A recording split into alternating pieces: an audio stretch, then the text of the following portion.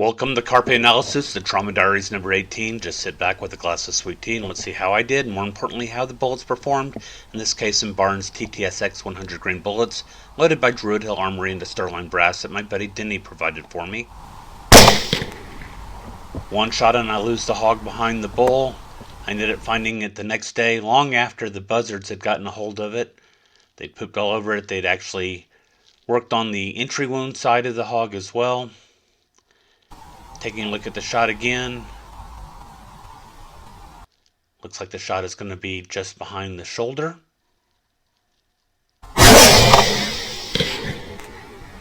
And taking a look at the carcass, sure enough, got an entry hole just behind the shoulder.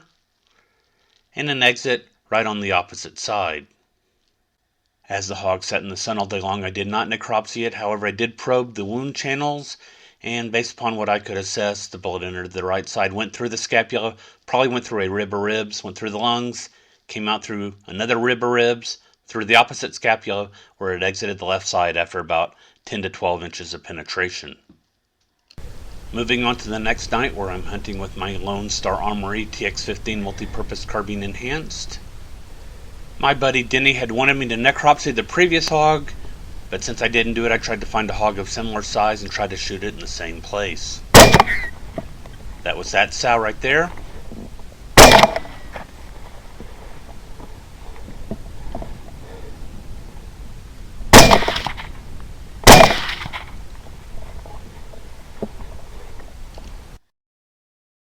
Brass Catcher by Tactical Brass Recovery.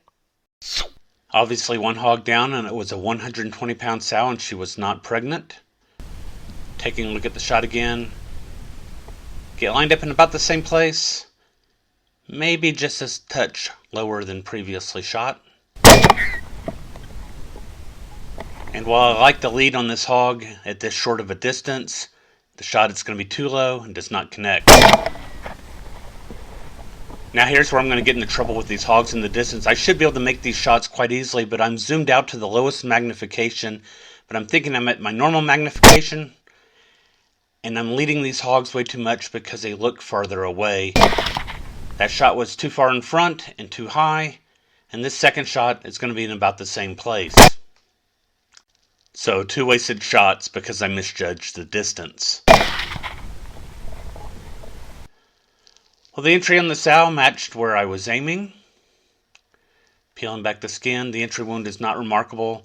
Nothing amazing happening here, not a lot of expansion right after entry. Taking a look at the wound on the opposite side, sorry for the blurry photo.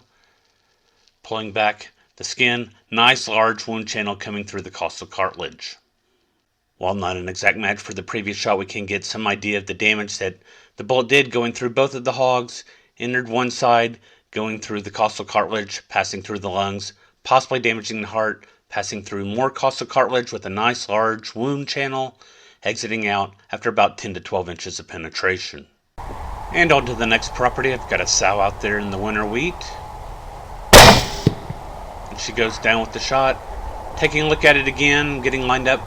Looks like it's going to be a nice headshot, entering the side of the head, and then probably exiting out through the neck. The sow came in at 140 pounds and had no discernible exit where I expected there to be an exit. She did have blood coming out of this ear, indicating intracranial overpressure, and flipping her over, sure enough, a lot of evidence of intracranial overpressure with an entry wound right next to the left eye. So where did my bullet go? Alright, 140-pound sow, 120-yard shot, entered next to the left eye, traveled through the skull, down the neck, and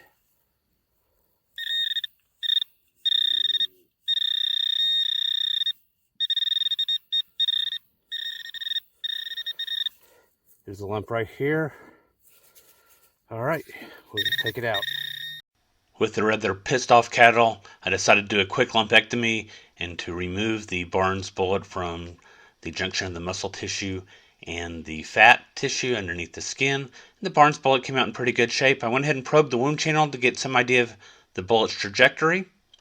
And what I found, I thought, was some pretty impressive performance. The bullet entered next to the left eye, going through the frontal bone, then passing through the skull, exiting the skull, going down the neck, passed along the shoulder external to the thoracic cavity, where it came to rest just above the rear of the shoulder blade. After going through all that bone, the bullet was in great shape. It had only lost half a grain in weight and had expanded to 12.41 millimeters.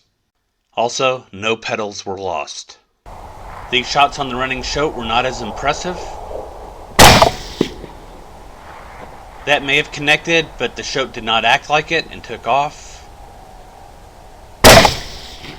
And the follow-up shot definitely failed to connect.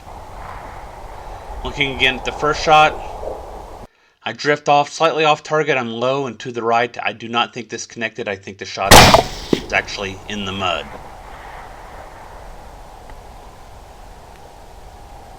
And now looking at the next shot, this is just going to be a product of insufficient lead. So this shot is behind the shoat. While looking for my down sow, spotted this piglet. Taking a look again at the shot, I lined up on the neck behind the head. The shot connects with no external indication of where the shot penetrated the neck. However, flipping the piglet over, nice massive exit wound, having passed under the cervical vertebrae, this piglet was not going to make it.